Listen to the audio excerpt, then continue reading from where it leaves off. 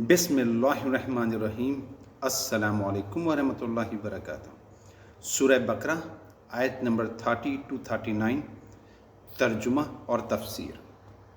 تو جب اس نے بتا دیے ان کو ان سب کے نام، تو اللہ نے فرمایا، کیا میں نے تم سے کہا نہ تھا کہ میں جانتا ہوں آسمانوں اور زمین کی تمام چھپی ہوئی چیزوں کو، جو تمہاری نگاہوں سے اوجھل اور مخفی ہیں، اور میں جانتا ہوں جو کچھ تم ظاہر کر رہے تھے اور جو کچھ تم چھپا رہے تھے۔ ان الفاظ سے محسوس ہوتا ہے کہ فرشتوں کی خواہش یہ تھی کہ خلافت ہمیں ملے۔ ہم خدام ادب ہیں، ہر وقت تسبیح و تحمید اور تقدیس میں مصروف ہیں۔ جو حکم ملتا ہے بجا لاتے ہیں، تو یہ خلافت کسی اور مخلوق کو کیوں دی جا رہی ہے؟ اب آگے چونکہ تیسری مخلوق کا ذکر بھی آئے گا، لہٰذا یہاں نوٹ کر لیجئے کہ اللہ تعالیٰ کی 3 مخلوقات ایسی ہیں جو ثابت تشخص اور ثابت شعور ہیں، اور جن میں انا میں کا شعور ہے۔ ایک ملائکہ ہیں، ان کی تخلیق نور سے ہوئی ہے، دوسرے انسان ہیں جن کی تخلیق گارے سے ہوئی ہے، اور تیسرے جنات ہیں جن کی تخلیق آگ سے ہوئی ہے۔ باقی حیوانات ہیں، ان میں شعور تو ہے، خود شعوری نہیں ہے۔ انسان جب دیکھتا ہے تو اس کو یہ بھی معلوم ہوتا ہے کہ میں دیکھ رہا ہوں، جبکہ کتا یا بلہ دیکھتا ہے تو اسے یہ اندازہ نہیں ہوتا کہ میں دیکھ رہا ہوں۔ حیوانات میں کا شعور نہیں ہے۔ یہ انا صرف فرشتوں میں، انسان میں اور جنات میں ہے۔ ان میں سے ایک نوری مخلوق ہے، ایک ناری مخلوق ہے، اور ایک خاکی ہے جو زمین کے اس فشر میں مٹی اور پانی کے ملغوبے یعنی گارے سے وجود میں آئی ہے۔ اور یاد کرو جب ہم نے کہا فرشتوں سے کہ سجدہ کرو آدم کو، تو سب سجدے میں گر پڑے سوائے ابلیس کے۔ یہاں ایک بات تو یہ سمجھیں کہ آدم کو تمام ملائکہ کے سجدے کی ضرورت کیا تھی؟ کیا یہ صرف تعظیماً تھا؟ اور اگر تعظیماً تھا تو کیا آدم خاکی کی تعظیم مقصود تھی یا کسی اور شے کی تعظیم تھی؟ مکی صورتوں میں یہ بات 2 جگہ بائیں الفاظ واضح کی گئی ہے۔ اور پھر جب میں اس کی تخلیق مکمل کر لوں اور اس میں اپنی روح میں سے پھونک دوں، تب گر پڑنا اس کے سامنے سجدے میں۔ چنانچہ تعظیم اگر ہے تو آدم خاکی کی نہیں ہے، اس کے اندر موجود روح ربانی کی ہے، جو ایک ڈیوائن ایلیمنٹ یا ڈیوائن اسپارک ہے، جسے خود خالق نے من روحی سے تعبیر فرمایا ہے۔ دوسرے یہ کہ اس سجدے کی حکمت کیا ہے، اس کی علت اور غرض و غایت کیا ہے۔ جیسا کہ میں نے عرض کیا، اس کائنات یعنی اس آفاقی حکومت کے کارندے تو فرشتے ہیں، اور خلیفہ بنایا جا رہا ہے انسان کو۔ لہٰذا جب تک یہ سارے سول سروس اس کے تابع نہ ہوں، وہ خلافت کیسے کرے گا؟ جب ہم کسی کام کا ارادہ کرتے ہیں اور کوئی فعل کرنا چاہتے ہیں، تو اس فعل کے پورا ہونے میں، اس کے ظہور پذیر ہونے میں نہ معلوم کون کون سے عوامل کار فرما ہوتے ہیں، اور فطرت کی کون کون سی قوتیں فورسز ہمارے ساتھ موافقت کرتی ہیں، تو ہم وہ کام کر سکتے ہیں۔ اور ان سب پر فرشتے مامور ہیں۔ ہر ایک کی اپنی عقلیت ڈومین ہے۔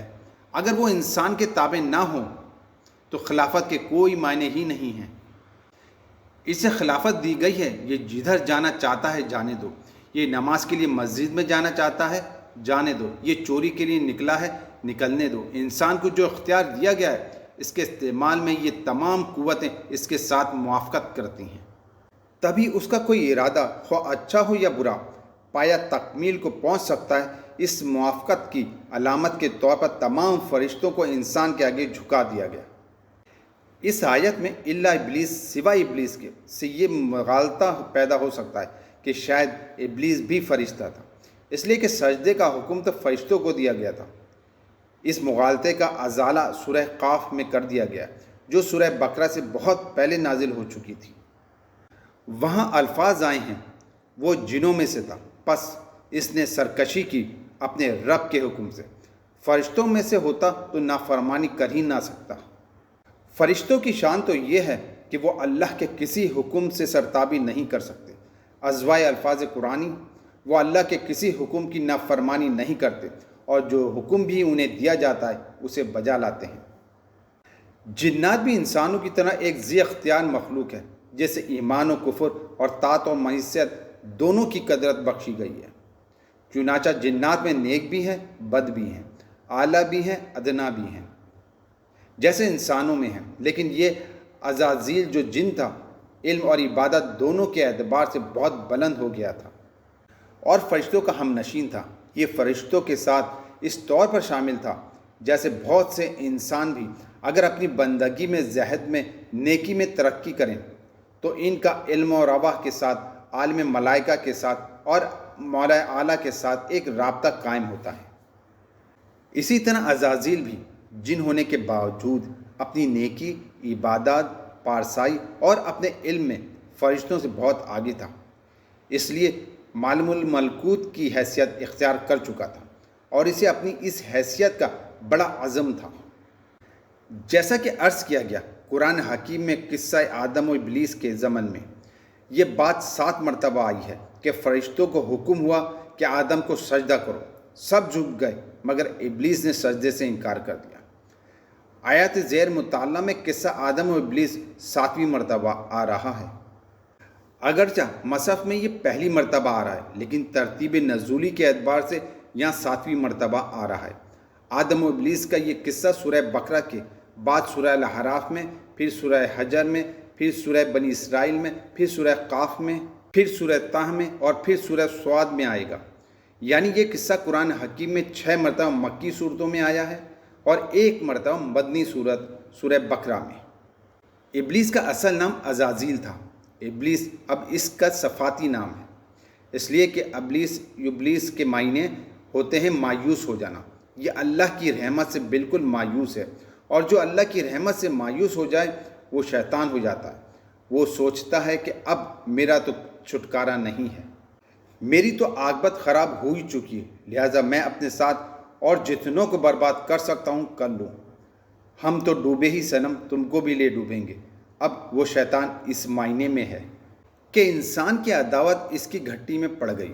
اس نے اللہ سے اجازت بھی لے لی کہ مجھے مہلت دے دیں قیامت کے دن تک کے لیے، تو میں ثابت کر دوں گا کہ یہ آدم اس رتبے کے حقدار نہ تھا جو اسے دیا گیا۔ اس نے انکار کیا اور تکبر کیا۔ قرآن حکیم میں دوسرے مقامات پر اس کے یہ الفاظ نقل ہوئے ہیں، میں اس سے بہتر ہوں، تو نے مجھے آگ سے بنایا اور اسے گارے سے بنایا۔ در حقیقت یہی وہ تکبر ہے جس نے اسے رندائے درگاہ حق کر دیا۔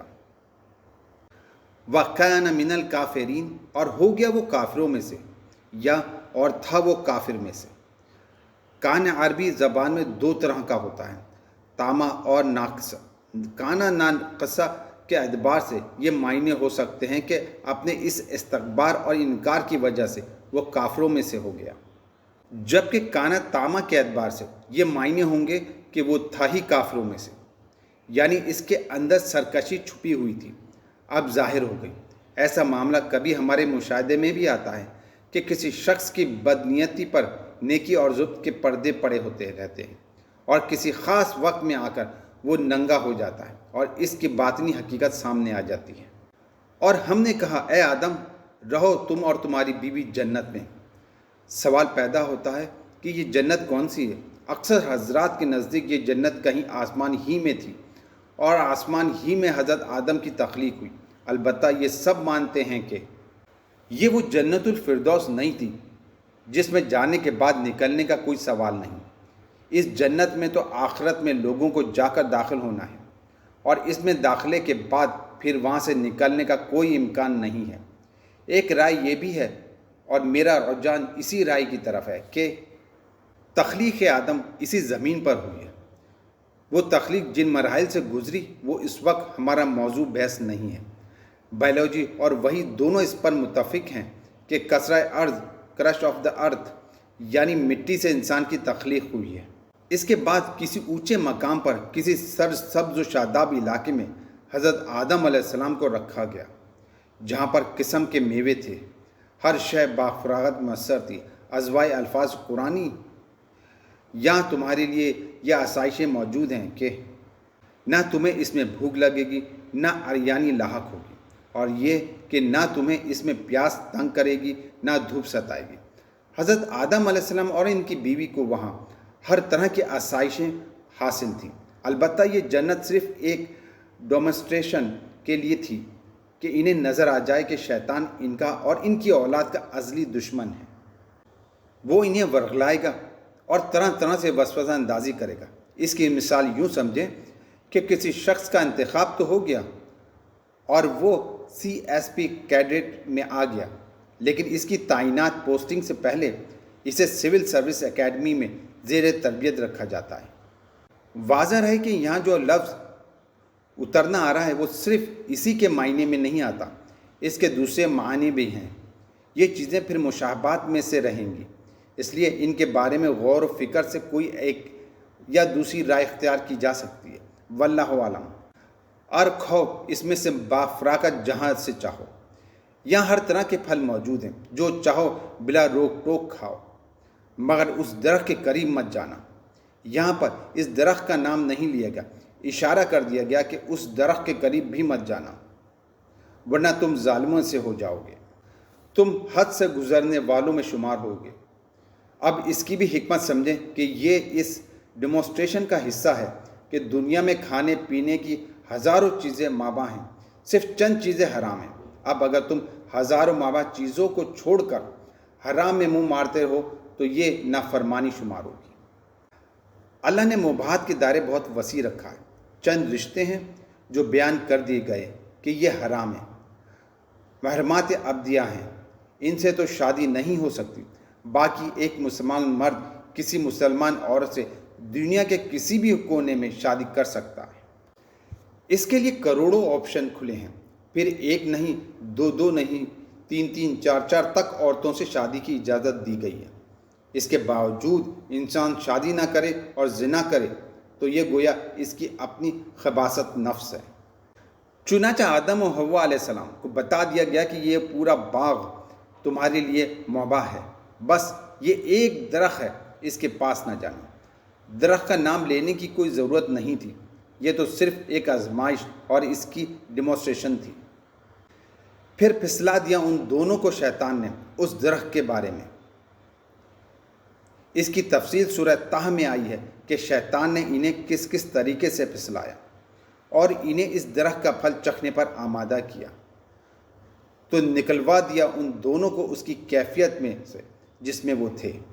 وہ کیا کیفیت تھی کہ نہ کوئی مشقت ہے، نہ کوئی محنت ہے، اور انسان کو ہر طرح کا اچھے سے اچھا پھل مل رہا ہے، تمام ضروریات فراہم ہیں، اور خاص خلط فاخرہ سے بھی نوازا گیا ہے، جنت کا خاص لباس عطا کیا گیا ہے۔ لیکن ان کیفیات سے نکل کر انہیں کہا گیا کہ اچھا اب جاؤ اور زندگی کے تلخ حقائق کا سامنا کرو۔